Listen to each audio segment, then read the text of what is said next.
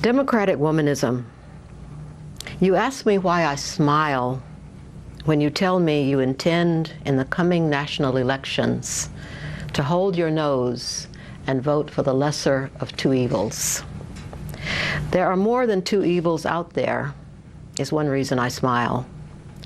Another is that our old buddy Nostradamus comes to mind with his fearful 400-year-old prophecy that our world, and theirs too, our enemies, lots of kids included there, will end by nuclear Nakba or Holocaust in our lifetime, which makes the idea of elections and the billions of dollars wasted on them somewhat fatuous.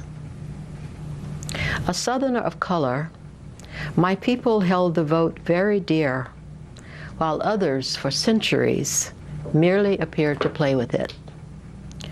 One thing I can assure you of is this: I will never betray such pure hearts by voting for evil, even if it were microscopic, which, as you can see in any newscast, no matter the slant, it is not.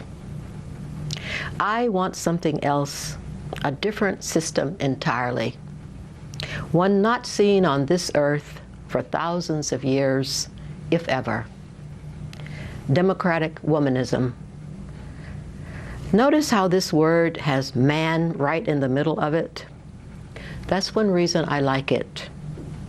He is right there, front and center, but he is surrounded. I want to vote and work for a way of life that honors the feminine, a way that acknowledges the theft of the wisdom female and dark mother leadership might have provided our spaceship all along. I am not thinking of a talking head kind of gal, happy to be mixing it up with the baddest bad boys on the planet. Her eyes a slit, her mouth a zipper. No, I am speaking of true regime change, where women rise to take their place en masse at the helm of Earth's frail and failing ship, where each 1,000 years of our silence is examined with regret, and the cruel manner in which our values of compassion and kindness have been ridiculed and suppressed, brought to bear on the disaster of the present time. The past must be examined closely, I believe, before we can leave it there. I am thinking of democratic and perhaps socialist womanism. For who else knows so deeply how to share but mothers and grandmothers, big sisters and aunts, to love and adore both female and male, not to mention those in between, to work at keeping the entire community fed, educated, and safe. Democratic womanism, democratic socialist womanism, would have as its icons such fierce warriors for good as Vandana Shiva, Aung San Suu Kyi, Wangari Maathai, Harriet Tubman, Yoko Ono, Frida Kahlo, Angela Davis, and Barbara Lee, with new ones always rising wherever you look. You are also on this list, but it is so long, ISIS would appear midway, that I must stop or be unable to finish the poem. So just know I've stood you in a circle that includes Marian Wright Edelman, Amy Goodman, Sojourner Truth, Gloria Steinem, and Mary McLeod Bethune. John Brown, Frederick Douglass, John Lennon, and Howard Zinn are there, happy to be surrounded. There is no system now in place that can change the disastrous course the earth is on. Who can doubt this?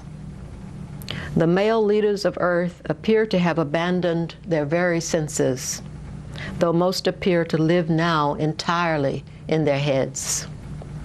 They murder humans and other animals, forests and rivers and mountains every day they are in office and never seem to notice it. They eat and drink devastation. Women of the world, is this devastation us? Would we kill whole continents for oil or anything else, rather than limit the number of consumer offspring we produce and learn how to make our own fire? Democratic womanism, democratic socialist womanism, a system of governance we can dream and imagine and build together, one that recognizes at least 6,000 years of brutally enforced complicity in the assassination of Mother Earth, but foresees 6,000 years ahead of us when we will not submit. What will we need? 100 years at least to plan. 500 will be handed us gladly when the planet is scared enough, in which circles of women meet, organize ourselves, and allied with men brave enough to stand with women, nurture our planet to a degree of health. And without apology, impossible to make a bigger mess than has been made already, devote ourselves, heedless of opposition, to tirelessly serving and resuscitating our mothership, and with gratitude for her care of us, worshipfully commit to rehabilitating it.